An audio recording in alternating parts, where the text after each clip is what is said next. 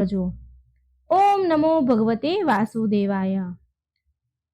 ઓમ કૃષ્ણય વાસુદેવાય હરિયે પરમાત્મને પ્રણતઃ ક્લેશનાશાય ગોવિંદાય નમો નમઃ। ખૂબ જ સુંદર એકાદશીના વ્રતની કથા છે, તો મિત્રો ધ્યાનથી સાંભળજો। વિડીયો સારો લાગે તો લાઈક કરજો, શેર કરજો, અને આ ચેનલમાં જો તમે પહેલી વખત આવી રહ્યા છો તો સબસ્ક્રાઇબ જરૂર કરી દેજો, જેથી આવનારા નવા કથા વિડીયો તમારા સુધી પહોંચે। હે ભગવાન શ્રી હરિ વિષ્ણુ, હે ભક્તવત્સલ ભગવાન, જે કોઈ આ વાર્તા સાંભળે, વાંચે, હોંકારો ભરે, તેના સર્વ પાપ નષ્ટ કરજો, તેની સર્વ મનોકામના પૂરી કરજો, સારું આરોગ્ય પ્રદાન કરજો, ધન સંપત્તિ પ્રદાન કરજો, અને અંત સમયે તમારું શરણું મતલબ મોક્ષ પ્રદાન કરજો। હે પ્રભુ, આ ભક્ત મિત્રોની સર્વ મનોકામના પૂરી કરજો। આવી પ્રાર્થના સાથે હું આ કથા કહેવા જઈ રહી છું। એક સમયની વાત છે। એક નદી કિનારે એક નાનું એવું ગામ વસેલું હતું। એ ગામમાં એક ડોશીમાં તેના દીકરા અને વહુ સાથે રહેતા હતા। ડોશીમાં બહુ ધાર્મિક વિચારના હતા, વ્રત ઉપવાસ કરતા હતા। ડોશીમાં દરેક એકાદશીના વ્રત કરતા હતા। તેના સામર્થ્ય અનુસાર જે પણ બને એનાથી એટલું એ દાન પુણ્ય કરતા હતા। તો એક દિવસની વાત છે, જ્યારે જેઠ માસના શુક્લ પક્ષની નિર્જલા એકાદશી આવી, ત્યારે ડોશીમાએ તેના દીકરાને કહ્યું, બેટા, હું નિર્જળા એકાદશીનો ઉપવાસ કરીશ। આજે મારે નિર્જળા એકાદશીનો ઉપવાસ છે। તો ડોશીમાનો દીકરો કહે છે, માં, તમે આખું એ જીવન, પૂરું જીવન એકાદશીનું વ્રત તમે કર્યું છે, તો તમને આનાથી શું ફળ મળ્યું? એટલે ડોશીમા બોલ્યા કે બેટા, ભગવાનનું દીધેલું બધું જ છે આપણી પાસે, કોઈ દુઃખ નથી।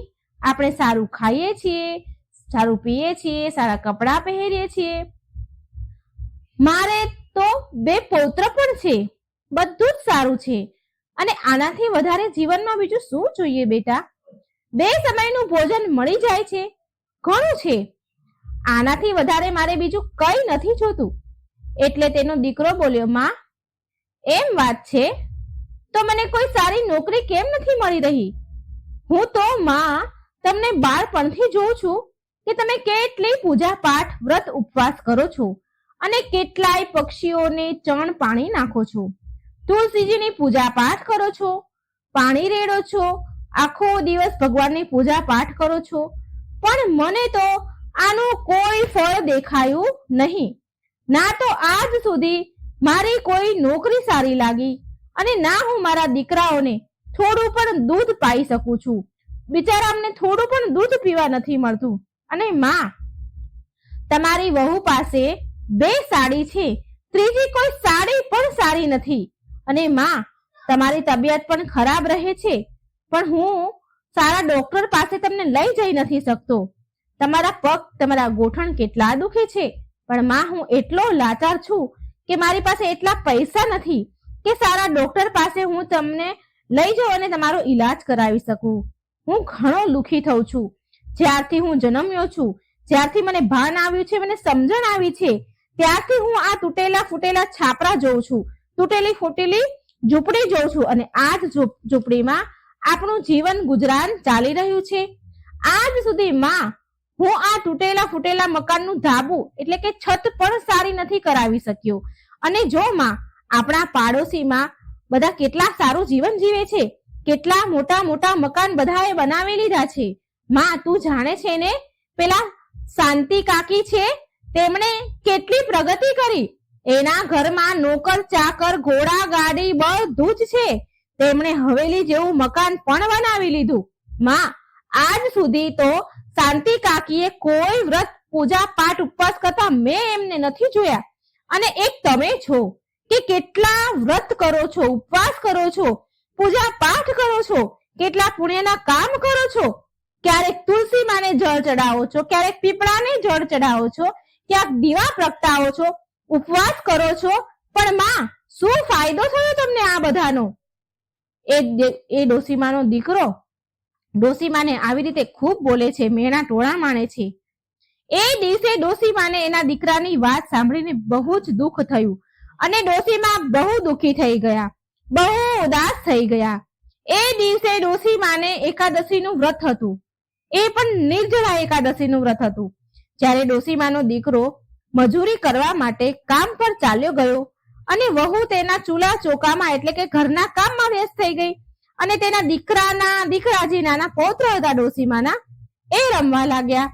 પછી ડોસીમા ભગવાનને મળવાનો પાક્કો નિર્ણય કરે છે અને ઘરેથી ચૂપચાપ નીકળી જાય છે અને ગામની બહાર નદીના કિનારે જે જંગલ હતું ત્યાં ચાલતા ચાલતા અર્ધ જંગલ વચ્ચે પહોંચી જાય છે. જંગલમાં પહોંચ્યા બાદ ડોસીમાને એક ગાય મળી. એ ગાયનો પ્રસવ કાળ આવવાનો હતો, એટલે કે ગાય વિયાવાની હતી, તેને બચ્ચું થવાનું હતું, એટલે કે ગાયને પ્રસ્તુતિ થવાનો સમય હતો. તો પ્રસ્તુતિ થવાના કારણે એ દર્દથી દુઃખથી તડપી રહી હતી. પ્રસવ કાળની પીડા થઈ રહી હતી. ગાય પાસે કોઈ જ હતું નહીં કે ગાયની મદદ કરી શકે. ડોસીમાને આ ગાયને જોઈને બહુ દયા આવી. ડોસીમાએ ગાય પાસે જઈને બેસી ગયા અને તેના પેટ પર ધીરે ધીરે હળવે હળવે હાથ ફેરવવા લાગ્યા. એ ગાય ડોસીમાને કહે છે, ડોસીમા, તમે આ ઘોર જંગલમાં ક્યાં જઈ રહ્યા છો? તો ડોસીમા કહે છે, આજે મારા દીકરાએ ને વહુએ મને બહુ જ સંભળાવ્યું છે, બહુ મેણા ટોણા માર્યા છે કે મને એકાદશી વ્રતનું ફળ નથી મળ્યું. આવું મને કહે છે. જ્યારથી મને સમજણ આવી છે ને ત્યારથી હું એકાદશીના વ્રત કરી રહી છું ગાય માતા, અને આજે મારે નિર્જળા એકાદશીનું વ્રત પણ છે. બહુ દીકરાના મેણા મારાથી સહન ન થયા એટલે આજે હું ભગવાનને મળવા નીકળી છું અને મને જ્યારે ભગવાન મળશે ને ત્યારે જ હું ઘરે જઈશ. ત્યાં સુધી હું ઘરે જવાની નથી. હું ભગવાનને મળીને પૂછીશ કે હે પ્રભુ, મારા વ્રત ઉપવાસમાં શું ખામી છે, શું કમી રહી ગઈ છે કે હજી સુધી મને એકાદશી વ્રતના ફળ ન મળ્યા? ત્યારે ગૌ માતા ડોસીમાને કહે છે, હે ડોસીમા, જો તમે ભગવાનને મળવા જાઓ છો અને જો તમને ભગવાન મળે તો મારા દુઃખનું નિવારણ પૂછી લેજો ને. હું 2-3 દિવસથી આ પ્રસવ કાળની પીડાથી દર્દથી તડપી રહી છું, પણ મારી પ્રસૂતિ નથી થઈ રહી, બચ્ચું નથી આવી રહ્યું. મારે કેમ આટલી બધી પ્રસૂતિની પીડા ભોગવી પડી રહી છે? ત્યારે ડોસીમા બોલ્યા કે હે ગૌ માતા, જો મને ભગવાન મળશે ને તો હું તમારા દુઃખનું નિવારણ જરૂર પૂછીશ. આમ ડોસીમા ત્યાંથી આગળ ચાલતા થયા. ચાલતા ચાલતા ડોસીમા બહુ દૂર સુધી પહોંચી ગયા. ત્યારે રસ્તામાં ડોસીમાને એક નાગ મળ્યો. એ નાગ તેના પોતાના જે કાચલી હોય એમાં ફસાયેલો હતો. એ જેટલો એ કાચલીમાંથી નીકળવાની કોશિશ કરે એટલો એ તેમાં ફસાઈ જતો હતો. જેવો તે નાગ ડોસીમાને જુએ છે તો એ નાગ બોલે છે, ડોસીમા, હું તો આજે તમને કરડીશ, ડંખ મારીશ. ડોસીમા બોલ્યા, હે નાગ દેવતા, હું તો પ્રભુને મળવા માટે જઈ રહી છું, ભગવાન શ્રી હરિને મળવા જઈ રહી છું, અને હું જ્યારે મળીને પાછી આવું ને ત્યારે તમે મને કરડી લેજો. ત્યારે નાગ દેવતા બોલ્યા, ડોસીમા, જો તમે ભગવાનને મળવા જાઓ છો તો તમે મારા દુઃખનું નિવારણ પૂછી લેજો ને, તો હું તમને નહીં કરડું. એટલે ડોસીમા બોલ્યા, જરૂર નાગ દેવતા, હું તમારા દુઃખનું નિવારણ જરૂર પૂછીને આવીશ. નાગ બોલ્યા, ડોસીમા, હું બહુ દુઃખ ભોગવી રહ્યો છું, મારી 100 વર્ષની ઉંમર થઈ ગઈ છે, હું મરવા માંગુ છું, મુક્તિ માંગુ છું, પણ ના હું હલી શકું છું કે ના ચલી શકું છું, ના ક્યાંય ફરી શકું છું, હલન ચલન બિલકુલ નથી કરી શકતો. હું આ કાચડીમાં એવો ફસાઈ ગયો છું. ક્યારે હું મારી કાચડીથી છૂટીશ અને ક્યારે મને મુક્તિ મળશે? તમે જરાક ભગવાનને મારા વિશે પૂછજો ને. તો હે ડોસીમા, હું એવો નાગ છું જે હું મારી પોતાની ભૂખ શાંત કરવા ભોજનની વ્યવસ્થા નથી કરી શકતો. હું શિકાર કરવામાં પણ અસમર્થ છું. ડોસીમા, શું તમે ભગવાનને મારા દુઃખનું નિવારણ પૂછશો? ડોસીમા બોલ્યા, હે નાગ દેવતા, હું જરૂર પ્રભુને પૂછીશ. પછી ડોસીમા આટલું કહીને આગળ વધી ગયા. હવે ચાલતા ચાલતા ડોસીમાને સાંજ પડી ગઈ અને આગળ તો ભયંકર ઘોર જંગલ હતું. હવે ઉપર વૈકુંઠમાં બેઠેલા ભગવાન વિષ્ણુ અને માતા લક્ષ્મી આ બધું દ્રશ્ય જોઈ રહ્યા છે. ત્યારે મા લક્ષ્મી ભગવાન શ્રી હરિને કહે છે, પ્રભુ, આ ડોશીમાં તમને મળવા માટે તેના ઘરેથી નીકળી પડ્યા છે અને ઘોર જંગલમાં પહોંચી ગયા છે. હવે તો તમારે એમની મદદ કરવી જ પડશે. જો તમે આજે ડોશીમાની મદદ નહીં કરો અને જો આ ડોશીમાને કોઈ જંગલી જાનવર ખાઈ જશે તો આના પાપનો દોષ તમારા માથા ઉપર લાગશે.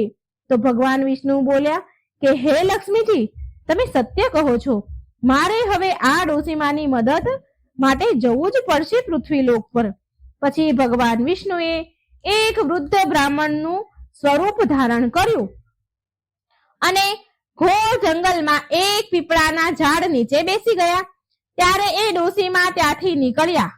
બ્રાહ્મણ વેશમાં ભગવાન બોલ્યા, અરે ઓ ડોશીમા, તમે ક્યાં જઈ રહ્યા છો? આગળ તો બહુ ભયાનક જંગલ છે. ખૂંખાર જાનવરો મળશે તમને અને જાનવરો ખાઈ જશે. પાપણ ઝબકતા જ તમને ખાઈ જશે. ડોશીમા બોલ્યા, બ્રાહ્મણ દેવતા, આજે તો હું મારા ભગવાન શ્રી હરિને મળીને જ ઘરે પાછી જઈશ. આજે ભગવાનને મારા દુઃખનું નિવારણ જરૂર પૂછીશું. ત્યારે બ્રાહ્મણ વેશધારી ભગવાન શ્રી હરિ બોલ્યા, અરે ડોશીમા, જો તમને ભગવાન મળશે તો શું તમે તેને ઓળખી જશો? ડોશીમા બોલ્યા, હા, હું મારા પ્રભુને જરૂર ઓળખી લઈશ. મારા પ્રભુ મધુસૂદન ભગવાન, મારા માધવજી, ગળામાં વૈજયંતી માળા, સુદર્શન ચક્રધારી, પીતાંબર પહેરેલ, કેસરિયા વસ્ત્ર ઓઢેલ, શેષ નાગની સૈયા પર બિરાજમાન રહે છે અને માતા લક્ષ્મી મારા પ્રભુના ચરણ દબાવતા રહે છે. આવા મારા જગતના પાલનહાર છે. આવા મારા ભગવાન શ્રી હરિ વિષ્ણુ છે. ત્યારે બ્રાહ્મણ બનેલા ભગવાન બોલ્યા, ડોશીમા, હું જ ભગવાન વિષ્ણુ છું. તો ડોશીમા બોલ્યા કે જો તમે ભગવાન વિષ્ણુ છો તો તમે પહેલા મને દર્શન આપો. શું મારી પૂજા, ભક્તિ, વ્રત, ઉપવાસમાં શું કોઈ ભૂલ થઈ ગઈ છે જે તમે મને દર્શન આપવા નથી માંગતા? ડોશીમાની વાત સાંભળીને, તેની સાચી શ્રદ્ધા ભક્તિ જોઈને ભગવાન વિષ્ણુ સાક્ષાત રૂપમાં પ્રગટ થયા. ડોશીમાને દર્શન આપ્યા. ડોશીમા ભગવાનના ચરણોમાં પડી ગયા, પગ પકડી લીધા, નત મસ્તક થઈ ગયા અને ખૂબ રડવા લાગ્યા, ગદગદ થઈ ગયા. થોડી વાર તો ડોશીમા કંઈ બોલી ન શક્યા અને બહુ વાર સુધી તો ડોશીમા બોલી નથી શકતા અને ઘણી વાર પછી એ તો ભગવાનનું મોહીનું સુંદર સ્વરૂપ નિહાળતા જ રહ્યા.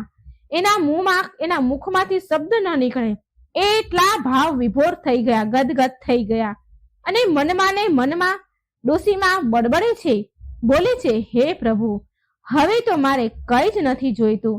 મને તમારા દર્શન થઈ ગયા. મારો તો જન્મારો સફળ થઈ ગયો. મારા એકાદશીના વ્રત સફળ થઈ ગયા. હવે ભલે દીકરો ને વહુ મને ગમે તેટલા મેણા ટોણા કહે, સંભળાવે, ભલે મને ઘરેથી કેમ ન કાઢી મૂકે, ભલે મારી સાથે ગમે તે કરે, ગમે તેવો વ્યવહાર કરે, હું બધું હસતા મોઢે સહન કરી લઈશ. ભગવાન, તમે મને દર્શન દઈ દીધા તો મારે હવે કંઈ જ નથી જોતું. હવે મને ભગવાન સિવાય બીજું કંઈ જ ન જોઈએ. ત્યારે ભગવાન શ્રી હરિ બોલ્યા, હે ડોશીમા, હવે તમે ઘરે પાછા જાઓ. તમારું ઘર અન્નધનના ભંડારથી ભરાઈ જશે. તમારા દીકરાને સારી નોકરી મળશે. તમારું ઘર સુંદર મહેલ બની જશે. પછી ડોશીમાએ રસ્તામાં મળેલા દુખી નાગ અને ગૌ માતાનું નિવારણ પૂછ્યું. ત્યારે ભગવાન બોલ્યા, હે માજી, તમે એ નાગની પીઠ ઉપર હાથ ફેરવી દેજો તો એની કાચળી ખુલી જશે, તૂટી જશે અને એ નાગ આઝાદ થઈ જશે અને તેને મુક્તિ મળી જશે. અને એ ગાય જે હતી પ્રસવ પીડામાં તડપી રહી છે, તો એ ગાયના પેટ પર મારા ચરણોની ધૂળ લઈ લેજો અને એના પેટ પર લગાવી દેજો અને ધીરે ધીરે એના પેટ પર હાથ ફેરવી દેજો.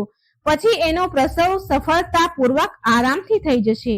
ભગવાન કહે છે કે ડોશીમા, એ ગાય અને એ નાગ તેના પૂર્વ જન્મના પાપના ફળ ભોગવી રહ્યા છે. ભગવાને ડોશીમાને આશીર્વાદ આપ્યા અને ત્યાંથી અંતર્ધ્યાન થઈ ગયા. પછી એ ડોશીમા ભગવાન વિષ્ણુના કહ્યા અનુસાર તેમના ચરણોની ધૂળ લીધી અને તેના સાડીના પાલોમાં બાંધી લીધી અને પાછા એના ઘરે જવા નીકળી ગયા. સૌથી પહેલા ડોસીમાને એ નાગદેવ મળ્યા જે તેની કાંચળીમાં ફસાયા હતા. તો જેવા નાગે ડોસીમાને જોયા કે ડોસીમાને કહે છે કે હે ડોસીમા, મને એવું લાગે છે કે તમને ભગવાન મળી જ ગયા છે, એટલે તમે પાછા ઘરે જાઓ છો. શું તમે ભગવાનને મારા દુઃખનું નિવારણ પૂછ્યું તું? તો ડોસીમા કહે છે, હા નાગ દેવતા, મને ભગવાન વિષ્ણુના દર્શન થઈ ગયા છે અને મેં નાગ દેવતા તમારા દુઃખનું નિવારણ પણ પૂછ્યું છે. પ્રભુને આમ કહી ડોસીમા ડરતા ડરતા નાગની પીઠ પર હાથ ફેરવવા લાગ્યા. એ જ સમયે નાગની કાતરી તૂટી ગઈ અને નાગ આઝાદ થઈ ગયો, મુક્ત થઈ ગયો.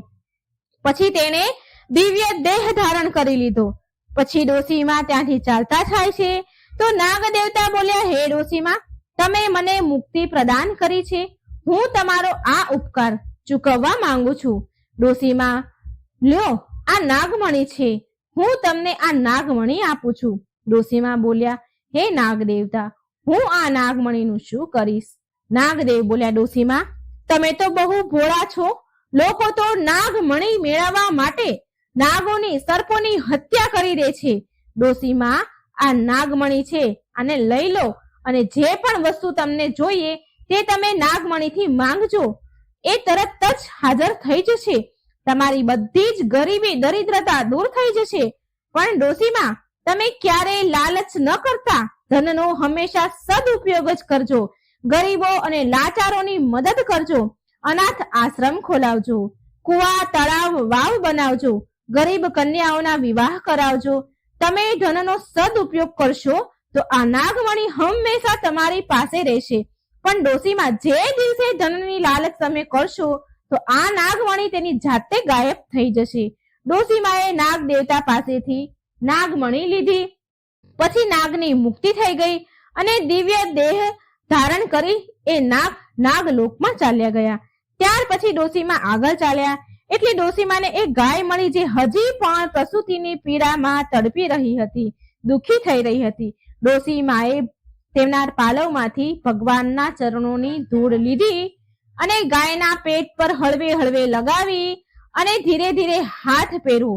તો ડોસીમા એ હાથ ફેરવો એવી તરત જ તેની પ્રસૂતિ આરામથી થઈ ગઈ. કારણ કે ડોસીમા ભગવાનના ચરણોની ધૂળ ગાયના પેટ પર લગાવીને ધીરે ધીરે હાથ ફેરવી રહ્યા હતા. અને હાથ ફેરવતા ફેરવતા ડોસીમાએ જંગલમાં ઘટેલી બધી જ ઘટના, બધી જ વાત એક ગાયને કરી. થોડી વારમાં ગાયે સુંદર બચ્ચાને, વાછરડાને જન્મ આપ્યો. ડોસીમા ત્યાં જ બેસી રહ્યા હતા એ જોવા કે ગાય અને વાછરડું બંને સુરક્ષિત તો છે ને, સહી સલામત તો છે ને.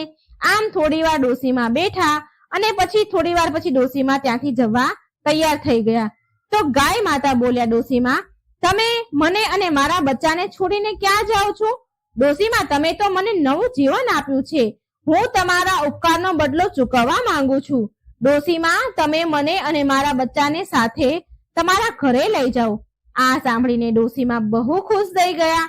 ડોસીમાએ ગાયના વાછરડાને ઉઠાવી લીધું અને આગળ આગળ ડોસીમા અને પાછળ પાછળ ગાય માતા ચાલતા થયા. જલ્દી જલ્દી ડોસીમા ગામમાં પહોંચ્યા અને તેના ઘરની પાસે પહોંચ્યા તો એને જોયું કે એની તૂટેલી ફૂટેલી ઝૂંપડી ની જગ્યાએ એક સુંદર મહેલ બની ગયો છે અને ત્યાં તેમના દીકરાના દીકરા, તેમના પૌત્ર રમી રહ્યા હતા.